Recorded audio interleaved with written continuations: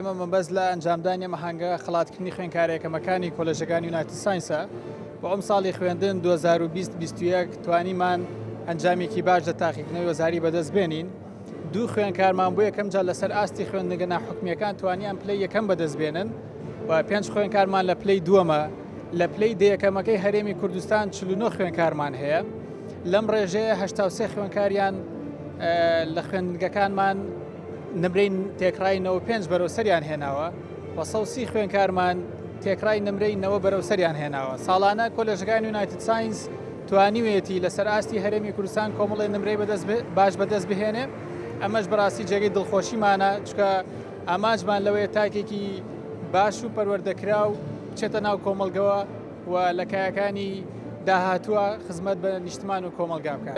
خەڵات دەبەخشێتە دە خوێندکارەکەی یەکەم و دوو خوێندکاری یەکەم هەرێکە ئۆتۆمبیلێکیان بە دیاری پێدرێ. خوێندکارەکانی دووەم و سێم هەتا دێم هەر هەمیان خەڵاتەکرێن.